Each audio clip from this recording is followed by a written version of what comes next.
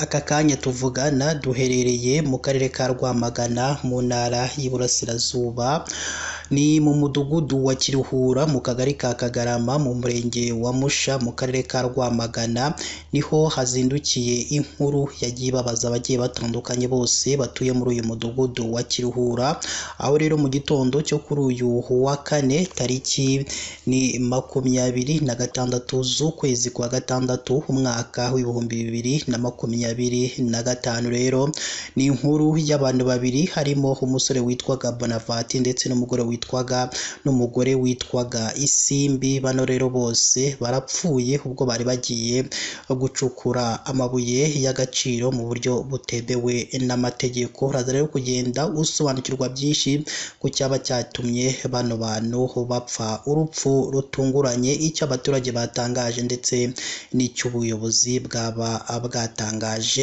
Mwebwe rero icyo tubisabe ni uko mwakomeza kudukurikira kugira ngo nyine muze kuza gukurikira inkuru yose 5 kuri 5 uko yatangiye ndetse n'uko yaje kuba yarangira. Reka rero dutangire n'iyi nkuru yacu irimo iragenda igarukwaho n'abagiye batandukanye bose batuye hano mu karere ka Rwamagana, batuye mu mudugudu wa Kiruhura. Nyine niho iyi nkuru yabereye yagiye ibabaza abagiye batandukanye, y'umusore ndetse n'umugore bose bapfiriye umunsi umwe ubwo bari bagiye gucukura amabuye y'agaciro mu buryo butemewe n'amategeko. Icyo twababwiraho ni uko uyu mugore witwa Isimbi asize abana babiri, harimo umwe w'agahinja ufite amezi 4. Umva rero agahinda ndetse n'umubabaro icyo bano baturage bagiye batangaza ndetse n'icyo basabye inzego z'ubuyobozi. Kuko n'ubundi nari mfashe isuka ngiye mu murima, ngiye kumva numva n'ururimi ravuga bati nimudutabare. Ibi ni ibiki? Ese ibi ni ibiki bibaye? Bati abantu barapfuye. Nuko nabigenjeje isuka nyifasha hasi, ndabona ngaho rero nukuri pe ejo biri barwana, none birabaye pe.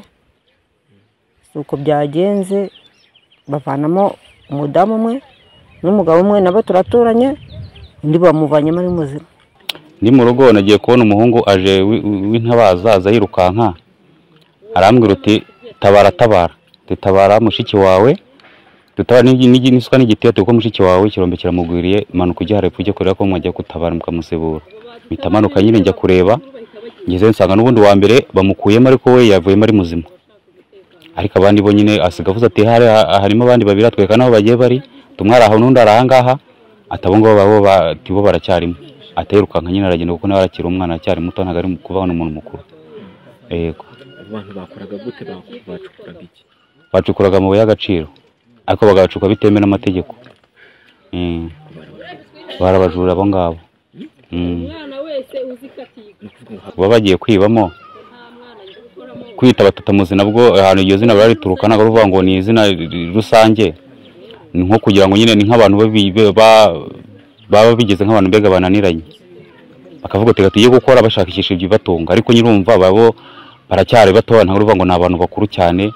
Uko abantu bakuru hari abagudu batanga akazi muri Trinity, bakabaha akazi ho nta kibazo, n'ubu bamaze iminsi badepoza abantu bakabaha akazi kandi ntago ujya batoranya buri wese barakamuha. Yego. Cyabo badasaba akazi. Baracyari batoya.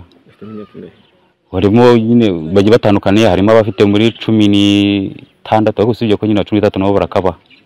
Mabuye bayibye bayashyira bahegurisha aho ngaho, ntago nzi aho bagurisha, niba bafite abandi banagurisha kurumva baba hari, kuko urumva ntago byabura, niba bakora bafite aho bagurisha, ko si bagurisha muri company ntago byo byashoboka. Barabajura 3, umwe cyabakwiza abajura 3, babiri barapfa ariko umwe ararokoka.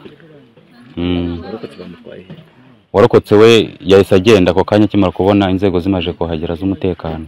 Nukuvuga ngo kuko nge mu babakwemo nanjye narindimo, bafashe twagiye tugezemo turasibura, tumaje gusibura uwa mbere atavamo nyine atavamo aturangira aho abandi bari, arangije ko nawe twamusibuye ahita aca harirukanka, abandi basigaye nyine tujyamo dufite isuka n'ibitiyo turabasibura tubakuramo, umwe tumukuramo n'utumukuramo, ariko nyine ugasanga uwo mushiki wanjye wo gutya cyamukubise asa nk'uwunamye, urebye yumva we yari yicaye kiramukubita noneho umugongo uraturika nyine uraturika kuko n'ubwo bamukuraga mukabona ko ajegera igice cyo hasi kwa ko igice cyo hasi kidakora n'icyo haruguru kwa ko mundi mbega kidafasha nuko rero uko byagenze kandi mushiki wanjye wowe ntihasanzwe nabikoramo we yabacuruzaga yabagurishaga imineke nyine bisanzwe mu gitondo abwira mama aravuga ati rero njyewe ndashaka kujya bumva arabyose ati nyine ndashaka kujya mu kazi ati kujya mu kazi ati mu biromba ati hoya no wijayo agenda ko gahato akigerayo rero bajya kumva batamubwira ati umwana wawe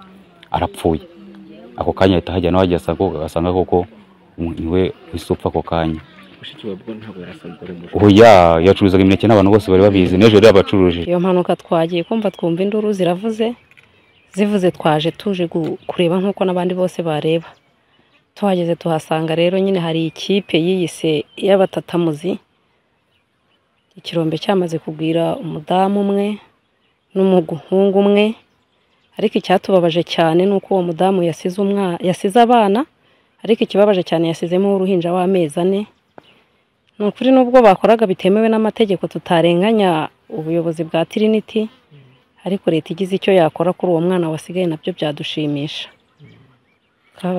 Inkuru kandi yagiye igarukwaho n'abagiye batandukanye bose batuye hano mu mudugudu wa Kiruhura mu kagari ka Kagarama muri uyu murenge wa Musha mu karere ka Rwamagana yanemejwe n'umunyamabanga nshingwabikorwa witwa Rwagasanga Jean Claude hakaba ari umunyamabanga nshingwabikorwa w'umurenge wa Musha nawe rero yemeje iby'aya makuru humva icyo yatangarije itangazamakuru. Abakoze nk'uko babivuze twagize ibyago tubura abaturage babiri bagiye gukora ubucukuzi bw'amabuye y'agaciro mu buryo butemewe ni mu kagari ka Kagarama mu mudugudu wa Kiruhura hari ahantu hari kampani icukura amabuye y'agaciro bita Trinity Metals aho ahantu rero ifite ubutaka hari aho idakorera igaha abaturage bakihingira bakahingira imyaka ubu harimo ibigori bikuru byiza hanyuma abaturage rero bakihisha muri ibyo bigori bakajya gucukura ku buryo bitamenyekanye ko barimo baracukuramo abagiye kujyamo rero bagiye mu gitondo hagati ya saa 10 z'igitondo bajyamo hari ahantu hatari kure nyine nuko nyine ari ahantu mubona ubutaka budashobora gucukurwamo n'ubundi ntibahacukuraga bagiyemo rero bagezemo barimo baracukura uko bagacukuye ari batatu kubera ko batanabifitiye n'ubumenyi n'iki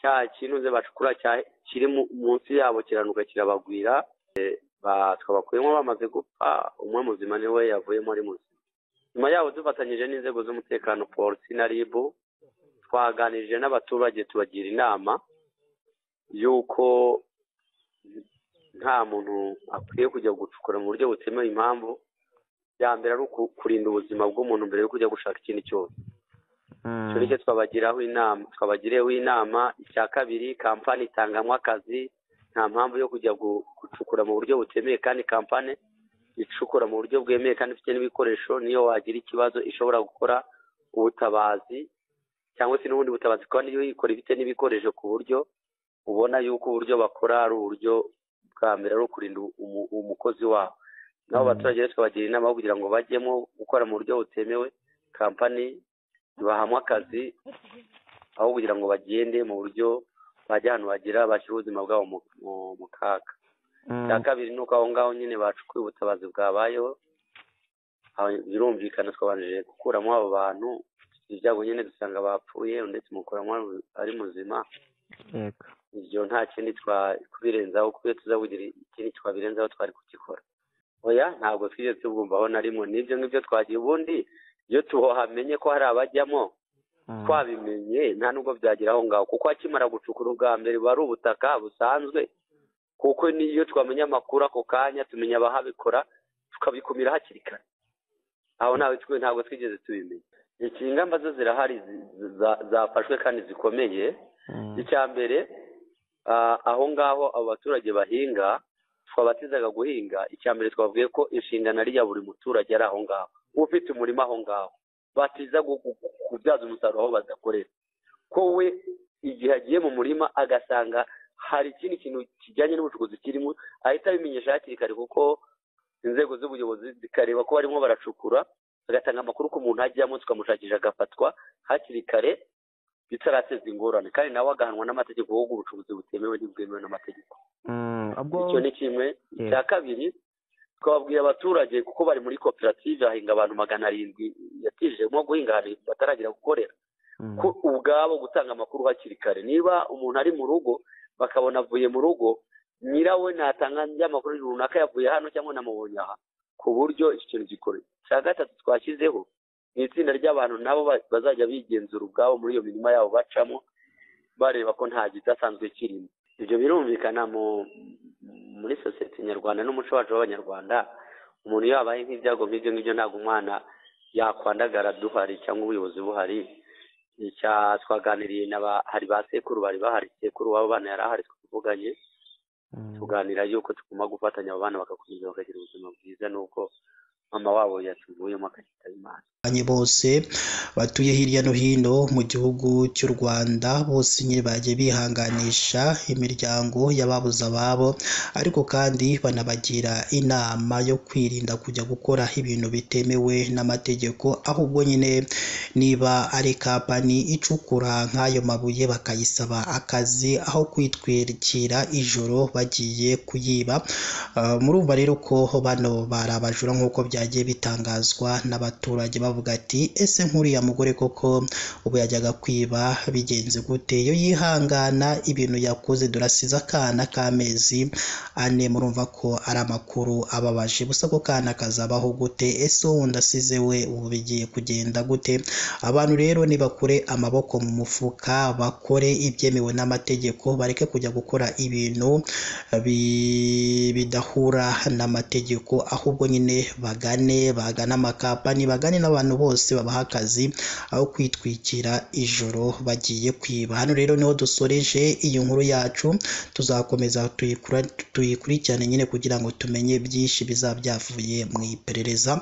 Reka tubashimire mwe tuba twabanye mu makuru yacu tugenda tubagezaho umunsi ku munsi. Ikindi tubisabira mugende atangirwa ibitekerezo, muduhe igitekerezo cyanyu, haba ari igishima ibyo dukora, haba ari ikitugira inama y'ibyo tugomba guhindura mu makuru tugenda tubagezaho umunsi ku munsi. Imana yo mu ijuru ikomeze ibane namwe mu byo mwamwe mu byose bigiye bitandukanye.